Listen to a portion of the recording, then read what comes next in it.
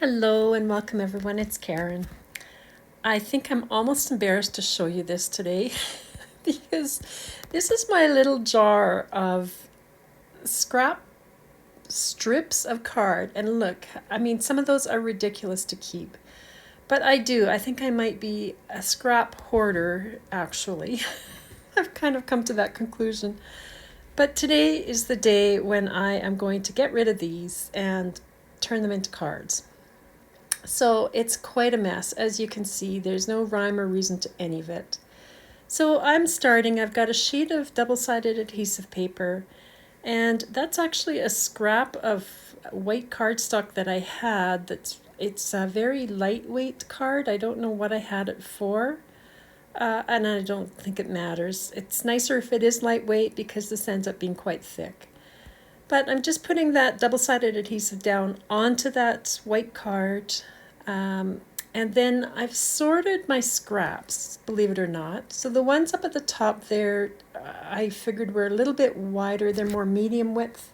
These ones were just too wide. I've put those aside for something else. And then down below are all the really ridiculous thin scraps, really thin. Now I've cut down that double-sided card or double-sided adhesive card into thinner strips just because it was going to be easier to reach across with all of these little strips. So I'm starting. I did not sort these into color or anything else. I am just putting these down randomly. So I will say I went straight across with these. But what I found was on these strips, I was using the very thin strips. It actually is almost too busy for me, that. I find that kind of noisy somehow. So the other ones that use the more medium size width, I found easier to use. But here, I'm using one of these ones. I've cut it to be 5.5 inches wide. And I've got my card base there. It's an A2 card. And then I had another A2 card front that I've die cut with this die set from Pink Fresh. I'll link to everything down below that I can. But I offset the die a little bit, so I didn't quite cut in half. It was a bit more like a bottom third and 2 top thirds. And I'm trying to center this piece also, sort of more the bottom third, and trying to make sure that these pieces will fit over top of that and not have any white showing. Now I did add some white scraps to the back of this. I think I put 2 layers on that just to add a little bit more dimension and to offset the borders there. So there's that. So you can see the dimension there. And then I just happen to have these images in my extra images, and I decided to use those up. So I'm gluing those leaves in place. Okay, now this is a Lou Collins tip. I saw her do this on one of her craft stash videos. She makes these little glue dots with her hot glue gun when she's got it out. And then you can just store them, and then when you want to use them, heat them up with your heat gun. And it worked beautifully. So great idea, because I hate getting my hot glue gun out. So now I've got it ready. So I'm just adding on the sentiment there. I think that was a creative expression sentiment and a few pearls. And that's the card. And I actually think it's kind of a pretty little card. It's quite a feminine one, but a nice way to use up those little strips of scrap cardstock. Okay, so this is a fun card fold. I do have a second fun card fold. I'm only showing the instructions for this one. I don't want to bore you guys, but this is my mock-up. So it's got a little flat card that goes on the inside. So I'm starting with a 10.25 inch wide by 5.5 inch tall piece of cardstock, and I'm going to score it at 1.5 inches, 3 inches, 4.5 inches, and 6. So every 1.5 inches, we're going to score that on the left up to the 6-inch mark. And then we're going to rotate this. And now we're actually going to make the cut line. So I'm going in 1 inch, and I'm just starting at that first score line, and I'll go all the way down to the last score line just marking it on the scoreboard. So that's really a cut line. So you could pencil that in. And so here on this side, I'm moving it over to line it up with the 6 inches, and from the 1 inch mark in at the 5 inches there, I'm going all the way down between the score lines, the first and the last score line. Now this is that flap card. It's 8 inches wide by 5¼ inches tall, I think that is. And I'm just scoring it in half at 4 inches and giving it a good burnish, and that will be a nice place to write a message.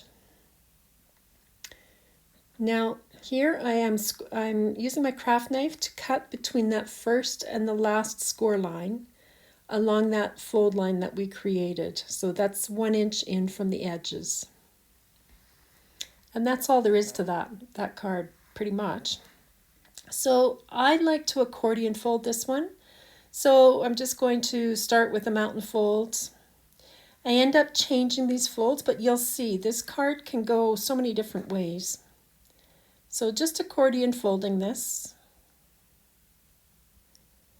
And then I give it a good burnish just to really get those creases, nicely pressed. And now on the top section, I'm keeping it back in a valley fold and pushing that middle section forward. And so the bottom piece is also back in a valley fold, and I'm pushing now this center one into a mountain peak or mountain fold. I hope that makes sense. So I'm fiddling with it. I don't know, I think I was trying to find the best way to show you, but basically you're just pushing out that middle piece, and then I burnished all of that.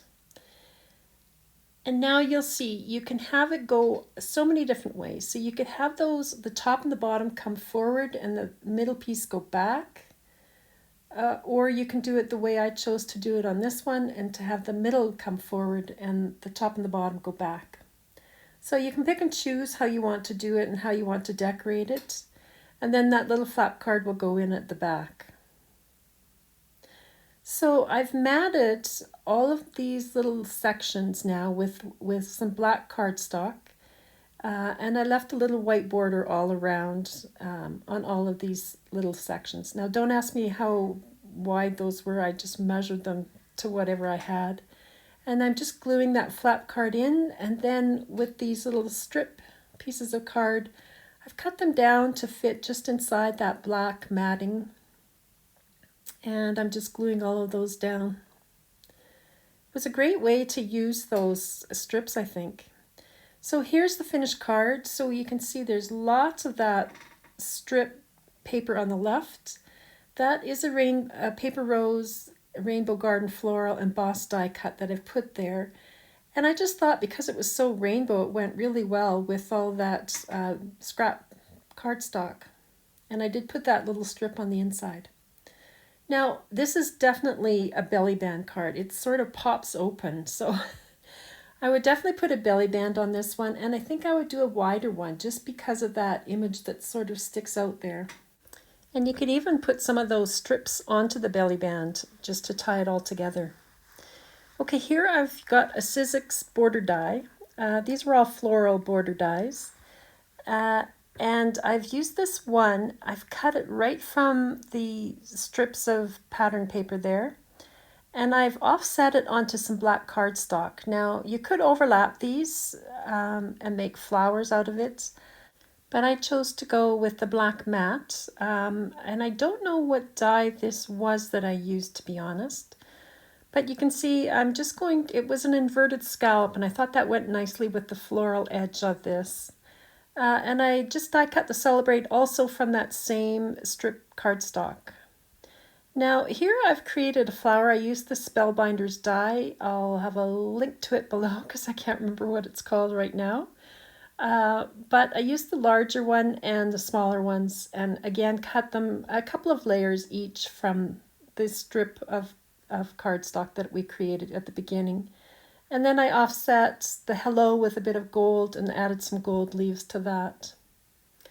Okay, now this one is the second card fold that I'm doing, and I've chosen to use for matting this is an ombre paper from Craft Consortium. But these strips of cardstock go so well with so many different colors. So maybe have a look at your colored papers and see what you can coordinate them with.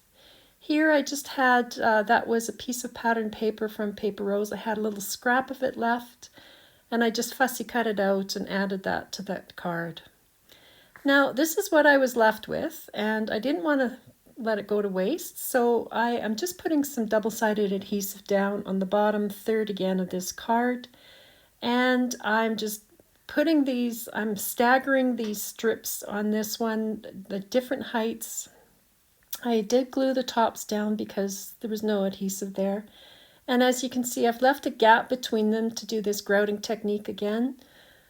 You could, I was thinking that, well, you could put glitter in there for sure. I'm using gilding flakes.